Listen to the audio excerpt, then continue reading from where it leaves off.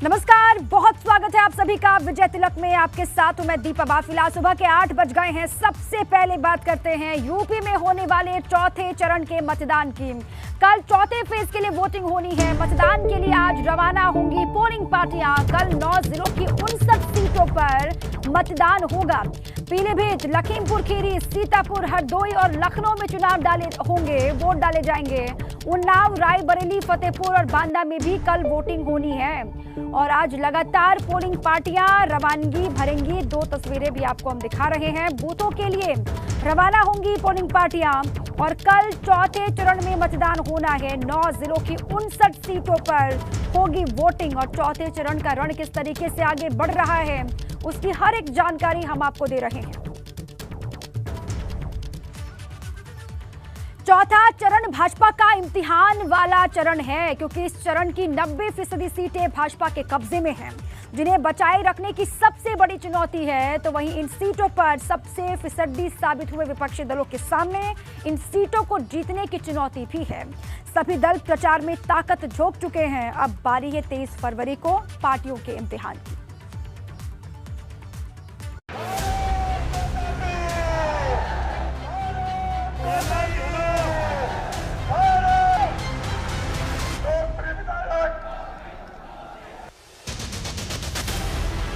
UP चुनाव का चौथा फेज, जनता के बीच किसका क्रेज? थमा प्रचार, गरजे नेता, किसे मिलेगा लखनऊ का किला? जनता ने इनकी खड़ी कर दी है खटिया, इसीलिए इनके बयान आ रहे हैं घटिया। 14, 17, 19 में जिताया, 22 में जिताकर एक चौका लगाने का मौका है आपके पास। ये बहुजन समाज पार्टी के लोग भारतीय जनता पार्टी की सरकार बनाने के लिए परेशान हैं।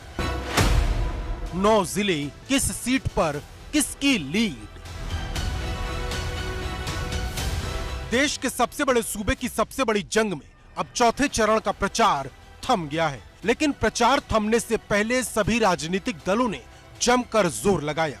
अखिलेश यादव ने रायबरेली और हरदोई में धुआंधार प्रचार किया, जहां हरदोई में उनके साथ ओम प्रकाश राजभर भी नजर आए, तो अमित शाह सीतापुर में हुंकार भरते हुए सपा पर तीखे हमले बोल रहे थे और सीएम योगी रायबरेली में गरजते नजर आए।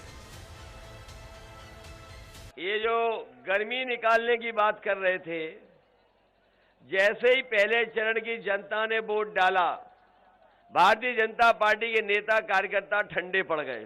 और जब ये चुनाव 5वें, 6ठे, 7वें चरण में पहुंचेगा तो आप देख लेना भारतीय जनता पार्टी के बूथों पर भूत नाचेंगे। सपा बसपा के शासन में उत्तर प्रदेश आतंकवाद का हॉटस्पॉट माना जाता था, गंगा का सेंटर माना जाता था और माफिया का कॉरिडोर माना जाता था। आज मैं बताता हूं, यहाँ कोई बाहुबली नहीं है, यहाँ केवल और केवल बजरंग बली है। आज दंगा नहीं होता है, आज दंगाइयों का महिमा मंडन नहीं होता है। आज पेशेवर माफिया और आतंकवादी के ऊपर उत्तर प्रदेश सरकार का बुलडोजर चढ़ता है।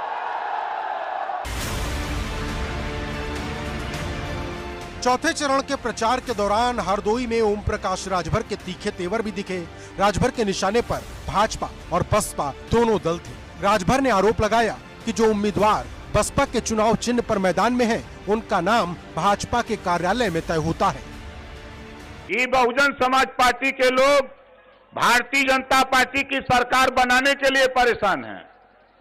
पूरे उत्तर प्रदेश में बहुजन समाज पार्टी के टिकट भारतीय जनता पार्टी के सरकार के गृह मंत्री अमित शाह जी के कमरे में तय होता है और सिंबल बहुजन समाज पार्टी कार्यालय पे मिलता है।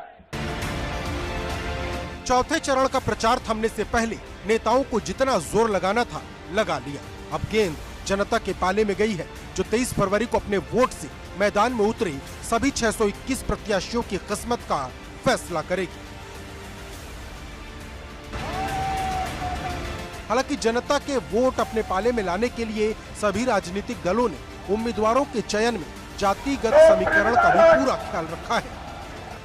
भाजपा गठबंधन की बात करें तो 25 सवर्ण प्रत्याशियों को टिकट दिया गया है, जबकि ओबीसी नेताओं की संख्या 18 है, वहीं दलितों की संख्या 16 है। जबकि सपा गठबंधन ने 14 सवर्ण, 22 ओबीसी, 5 मुस्लिम, 17 दलित और 1 सिख को टिकट दिया है।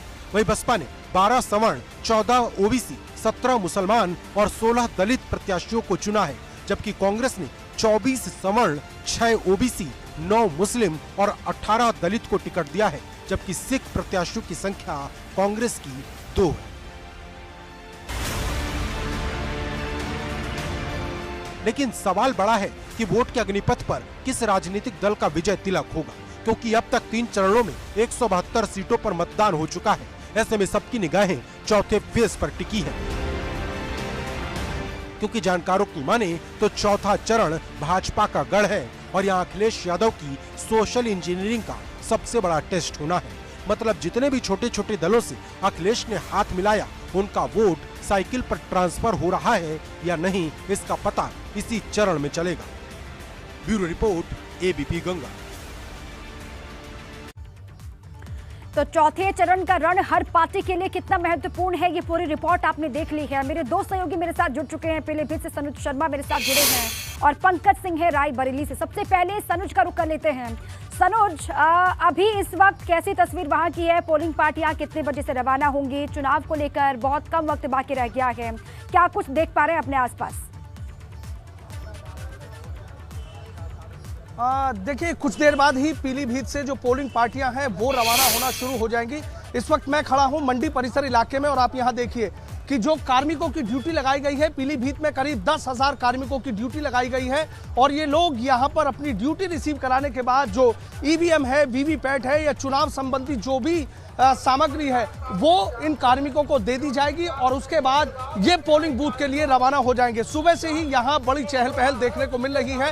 ये तस्वीरें पीलीभीत के मंडी परिसर इलाके की हैं और देखिए यहाँ पीलीभीत के लिए मैं बताना चाहूंगा कि पीलीभीत में 4 विधानसभा सीटें हैं। पीलीभीत, पूरनपुर, बरखेड़ा और बीसलपुर, चारों विधानसभा सीटों के लिए यहाँ कल वोट डाले जाएंगे और जो यहाँ 43 प्रत्याशी हैं, 43 प्रत्याशियों की किस्मत का जो फैसला है वो यहाँ पर होना है और कल ईवीएम में ये जो प्रत्याशी हैं उनकी किस्मत का जो फैसला है वो कैद हो जाएगा। एक बार फिर आप तस्वीरें देखिए कि जो तमाम कार्मिक हैं पीलीभीत के, जिन लोगों की ड्यूटी यहाँ पर लगाई गई है वो अपनी ड्यूटी रिसीव कराने के लिए यहाँ पर पहुँच गए हैं। 15 जोन 106 सेक्टर में पीलीभीत को बांटा गया है। करीब 43 मतदाता यहाँ पर हैं और 14 लाख जो 43 प्रत्याशी यहाँ मैदान में हैं और 14,40,000 मतदाता अपने मताधिकार का इस्तेमाल करेंगे।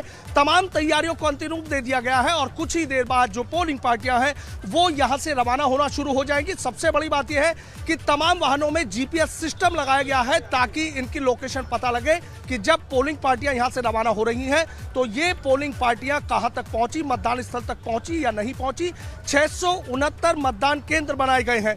तमाम तैयारियों को अमली जामा पहना दिया गया है और सबकी नजरें इस बात पर टिकी हुई है कि जब कल यहां पर वोट डाले जाएंगे तो मतदाताओं में कितना उत्साह देखने को मिलेगा, कितना उत्साह इन मतदाताओं में नजर आएगा। और सबसे बड़ी बात यह है कि देखिए पीलीभीत के लिए मैं बताना चाहूंगा कि पीलीभीत की जो पहचान है वो बांसुरी नगरी के रूप में भी पीलीभीत को जाना जाता है और यहाँ टाइगर रिजर्व है, इसलिए बाघों की जो दहाड़ है वो भी सुनाई देती है। शायद ऐसा प्रदेश का पहला जिला है कि जहां बांसुरी की भीनी भीनी धुन पूरे देश में नहीं पूरी दुनिया में सुनाई देती है और दूसरी तरफ जो बाघों की दहाड़ है वो भी सुनाई देती है। दल यहाँ पर बजाएगा इसके लिए भी इंतजार करना होगा। कल का दिन है, कल वोटिंग होगी और लोगों का मूड यहाँ पर किस तरीके से बन रहा है, किस पार्टी के लिए बन रहा है, ये जानने की लगातार हम कोशिश कर रहे हैं। जानकारी आपने ताजा वहां से दी है, आप रहिए हमारे साथ। अब पंकज का रुख कर लेते हैं, वो रायबरेली से लगातार बने हुए। पंकज, वहाँ आपके आसपास कैसी तस्वीरें हैं? पोलिंग पार्टियां कितने बजे से रवाना होंगी? कितने केंद्र वहां पर बनाए गए हैं? क्या जानकारी है सबसे पहले?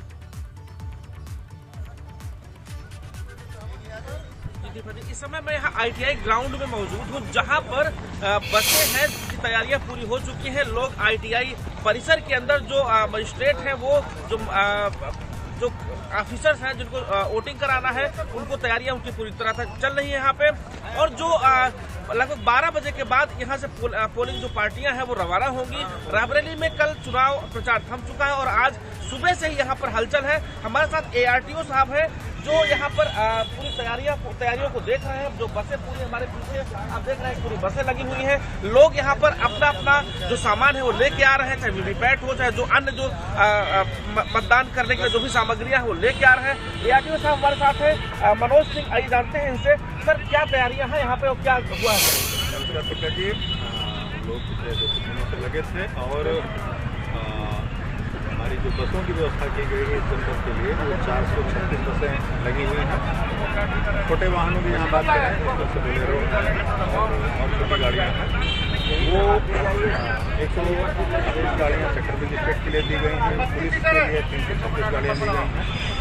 चलिए, बहुत शुक्रिया सनुज और पंकज, आपका पूरी जानकारी देने के लिए। दिन भर लगातार नजर रहेंगी, पोलिंग पार्टियां कब कब रवाना होती है उस पर भी लगातार नजर होगी और हर एक जानकारी चुनाव से जुड़ी हुई आपसे हम लेंगे। बहुत शुक्रिया पूरी जानकारी के लिए। चलिए आगे बढ़ते हैं। इसी बीच एक बड़ी खबर है प्रयागराज से। बाहुबली पूर्व सांसद अतीक अहमद से जुड़ी ये बड़ी खबर आपको दे रहे हैं। अतीक अहमद के छोटे बेटे अली के खिलाफ 25,000 का इनाम घोषित। दिसंबर 2021 में करेली थाने में दर्ज हुआ था मुकदमा। 5 करोड़ की रंगदारी मांगने और जमीन कब्जाने का दर्ज हुआ था मुकदमा दर्ज होने के बाद 31 दिसंबर 2021 से फिर फरार चल रहा है अली। पुलिस ने नामजद 6 अन्य लोगों के खिलाफ भी 25,000 का इनाम घोषित किया। पुलिस ने ऑपरेशन शिकंजा के तहत इनाम घोषित किया है। ये बड़ी जानकारी आपको हम दे रहे हैं। इसी पर अधिक जानकारियों के साथ मेरे सहयोगी मोहम्मद मोइन जुड़ चुके हैं, सीधे उन्हीं के पास आपको ले चलते हैं। मोहम्मद मोइन, ये देखिए, अतीक अहमद के छोटे बेटे अली जिसके खिलाफ 25,000 का इनाम घोषित किया गया है, क्या जानकारी है इस पूरे मामले को लेकर?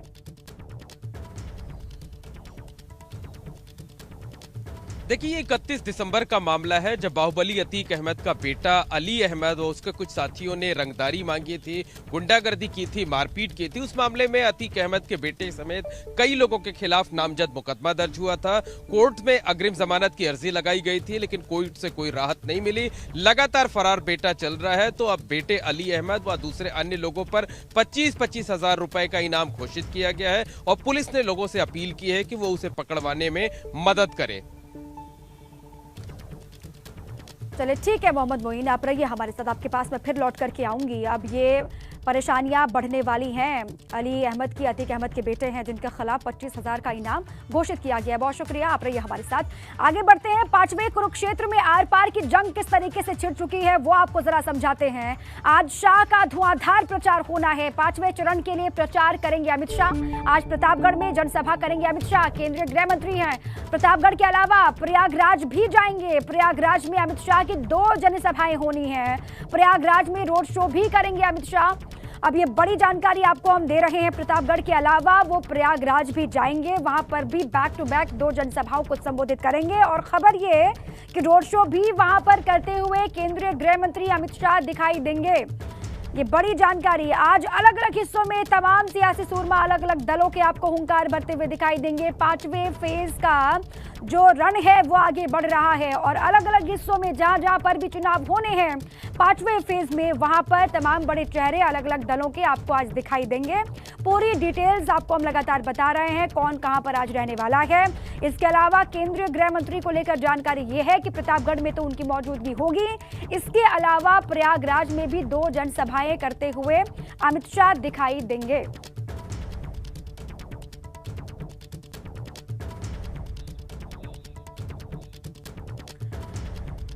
अब चले इसी पर मोहम्मद मोइन प्रयागराज से लगातार जुड़े हुए हैं हमारे साथ, उन्हीं के पास आपको ले चलते हैं। मोहम्मद मोइन, वहां पर गृह मंत्री अमित शाह आज पहुंचने वाले हैं। 2 उनकी जनसभाएं होनी हैं। कहां पर ये जनसभाएं होंगी, कैसी तैयारी है अमित शाह के आगमन को लेकर?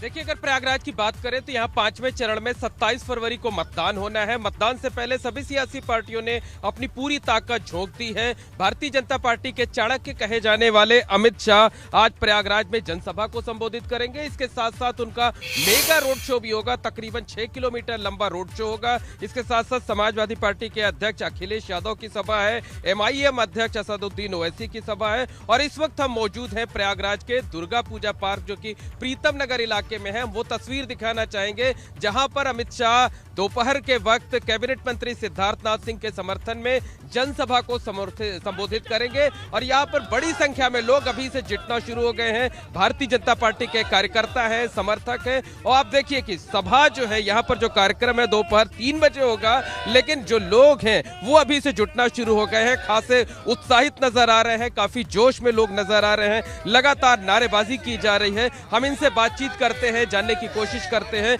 कि किस तरीके का उत्साह इनके अंदर है। बताइए, अमित शाह जी के आगमन का किस तरीके से इंतजार है? बेसब्री से इंतजार की बात कीजिए, अभी से ही लोगों का आना जाना सिलसिला शुरू हो चुका है। आने का करीब 2:30 बजे का उनका टाइम रखा गया है। लोगों का आने का सिलसिला है। क्योंकि मैं यहाँ का पार्षद, लोग मुझको फ़ोन करने लगे, पार्षद जी हम लोग अभी से ही आके कुर्सी रिजर्व करेंगे और अभी से ही बैठेंगे और कार्यक्रम सफल होगा। जी बिल्कुल, बताइए क्या लगता है कि चाणक्य माने जाते हैं अमित शाह जी, आएंगे तो किस तरीके का असर पड़ेगा? जिस प्रकार हमारी राजनीति में एक परिवर्तन करने की लहर हमारे गृह मंत्री अमित शाह जी पे है, वास्तव में आएंगे तो पूरा यहाँ से कौशाम्बी, प्रयागराज, बगल में भदोही, बनारस, मिर्जापुर सब सीटों पे एक जाई। लगता है उनके आने से कुछ तस्वीर बदलेगी यहाँ पर? माननीय गृह मंत्री जी इस प्रदेश के ही नहीं देश के भी नायक हैं। जिस प्रकार से उन्होंने कश्मीर में 370 और 35A का को नेस्तनाबूद करके एक भारत एक निशान का जो उन्होंने काम किया है, जनता उनके इस काम से बहुत संतुष्ट है, खुश है। और यहाँ पर जनता का उत्साह इतना है कि चप्पे चप्पे पे आपको केवल आदमी ही दिखेंगे और कहीं पर भी जगह नहीं। सर, बेसब्री से इंतजार है उनको सुनने का। क्या लगता है कि क्या कुछ आप लोगों को आज संदेश देंगे? बिल्कुल, हम सभी को बेसब्री से ठीक है मोइन, देखिए यहाँ पर 5वें फेज में वोटिंग होनी है और उसी की तैयारी को देखते हुए तैयारियों में और दम भरने के लिए खुद केंद्रीय गृह मंत्री चाणक्य कहे जाते हैं बीजेपी के, वो वहां पर पहुंच रहे हैं और उनको टक्कर देने के लिए, उनको काउंटर करने के लिए अखिलेश यादव भी वहां पर रहेंगे।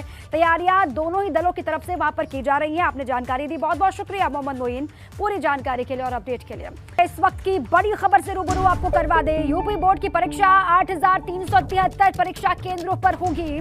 यूपी माध्यमिक शिक्षा परिषद ने जारी की परीक्षा केंद्रों की सूची। जरूरत को देखते हुए 107 परीक्षा केंद्र बढ़ाए गए हैं। मतगणना के बाद बोर्ड परीक्षा कराने की तैयारी है और ये पूरी डिटेल्स जो है वो जारी की गई है।